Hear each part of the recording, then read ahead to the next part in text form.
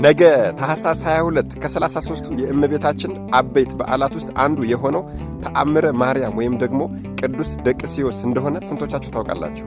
አደራ ይህንን ቪዲዮ የምትችሉ በጣም ብዙ ጊዜ የማትችሉ ደግሞ ቢያንስ 3 ጊዜ ኮፒ ሊንክ በማድረግ ለሁሉም ሰው እንዲዳረስ እንድታደርጉልኝ እጠይቃለሁ።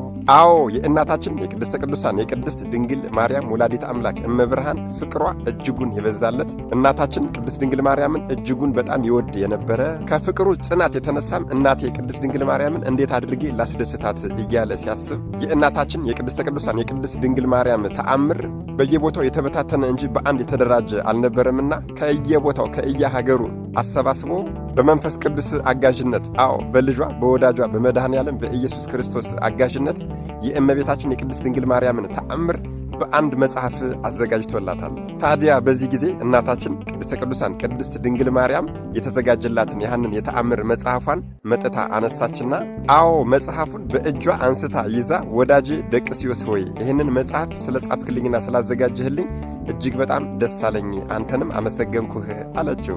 ሊቀ ጳጳሳት ቅዱስ ደቅስዮስም እመቤታችን ይህንን ባለችው ጊዜ እጅግ በጣም እንደገና ደስ ብሎታልና እርሷንም ስለወደደ ፍቅሯ እንደ እሳት እያቃጠለው እናቴ ቅድስት ድንግል ማርያምን ከዚህ የበለጠ እንዴት አድርጌ ላስደስታት እችላለሁ እያለ ሲያስብ በዚያ ጊዜ ጾም ነበርና ሰዎች አክብሮት የማያውቁትን ለማክበርም ያልተቻላቸውን ሊቀ መላእክት ቅዱስ ገብርኤል ያበሰረበትን የብስራት ቀን የጌታችን ልደት ከመከበሩ 8 ቀን አስቀድሞ ሊቀ መላእክት ቅዱስ ገብርኤል ያበሰረበትን ቀን በዓሏን አከበረላት። ሊቀ ጳጳሳት ቅዱስ ደቅስዮስ አዋጅ አሳወጀና ሕዝበ ክርስቲያኑ በሙሉ በታኅሳስ 22 ቀን ተሰብስቦ ሊቀ መላእክት ቅዱስ ገብርኤል እመቤታችንን ያበሰረበትን በዓል እንዲያከብሩ አደረገ። ሕዝቡም ሁሉ ይህንን በዓል በማክበራቸው እጅግ በጣም ተደስተዋል። በዚህ ጊዜ እናታችን ቅድስተ ቅዱሳን ቅድስት ድንግል ማርያም ወላዲት አምላክ እመብርሃን ሊቀ መላእክት ቅዱስ ሚካኤልን በቀኝዋ ሊቀ መላእክት ቅዱስ ገብርኤልን ደግሞ በግራዋ አስከትላ በእጇ ክህነተ ልብስ ይዛ የወርቅ ወንበርም ከሰማይ አስከትላ ይዛ መጥታ ለቅዱስ ደቅስዮስ ተገለጸችለት። አገልጋዬ የሆንክ ወዳጄ ደቅስዮስ ሆይ በእውነት አመሰገንኩህ፣ በአንተም ደስ አለኝ፣ ሥራህንም ወደድሁልህ። እኔንም ስለወደድከኝ እኔንም ስላከበርከኝ በእኔም ደስ ስላለህና ሊቀ መላእክት ቅዱስ ገብርኤል ያበሰረበትን ታላቁን ክብረ በዓል ስላከበርህ ሰውንም ሁሉ ሰብስበህ በእኔ በዓል ደስ እንዲሰኙ ስላደረግ እኔም ለአንተ ዋጋህን ልሰጥህ መጥቻለሁ። አንተ እኔን በዚህ ዓለም እንዳከበርከኝ እኔም በሰዎች ሁሉ ፊት አከብርሃለሁ። እንካ ሰው ያልሰራት ልጄ ወዳጄ የሰራትን ይህችን ልብስ ትለብስ ዘንድ አመጣሁልህ። በላዩም ላይ ትቀመጥበት ዘንድ የወርቅ ወንበርን አመጣሁልህ።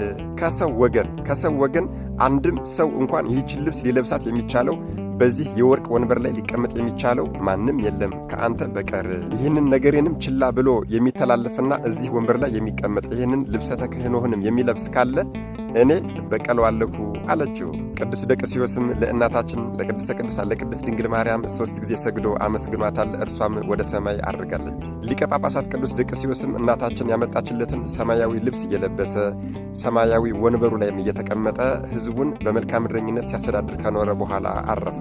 እሱ ካረፈ በኋላም ሌላ ኤጲስቆጶስ ተሾመና በዚህ ወንበር ላይ ልቀመጥ እወዳለሁ፣ ይህንንም ልብስ ልለብስ እወዳለሁ አለ። የቅዱስ ደቅስዮስ ደቀ መዛሙርትም በዚህ ወንበር ላይ መቀመጥ የሚቻለው ይህንም ልብስ መልበስ የሚቻለው ቅዱስ ደቅስዮስ አባታችን ብቻ ነው፣ ሌላ ሰው ማንም ሰው ይህንን ማድረግ እንደማይችል ተነግሮናል፣ ግዝት አለ በሚሉት ሰዓት ይሄ ሊቀ ጳጳስ አሻፈሬ ብሎ በዚህ ወንበር ላይ ተቀምጧል። ይሄ ትዕቢተኛ ሊቀ ጳጳስም በተቀመጠበት ቅጽበት ወዲያው መሬት ላይ ወድቆ ተንኮታኩቶ ሞቷል። በዚያ የነበሩ ይህንን የእመቤታችንን ተአምር ያዩ ሰዎችም አድንቀዋል።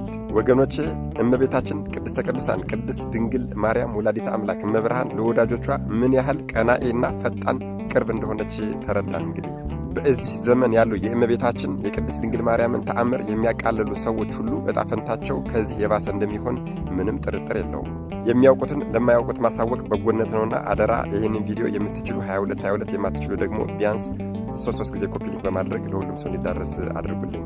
መድኃኔዓለም ኢየሱስ ክርስቶስ ከእናቱ ከእናታችን ከቅድስተ ቅዱሳን ከቅድስት ድንግል ማርያም ወላዲት አምላክ እመብርሃን እንዲሁም ደግሞ ከእናታችን ወዳጅ ከቅዱስ ደቅስዮስ ሊቀ ጳጳሳት ረድኤት፣ በረከት፣ ምልጃ፣ ቃል ኪዳን፣ ፍቅር አይለየን። አሜን። ይቆየን።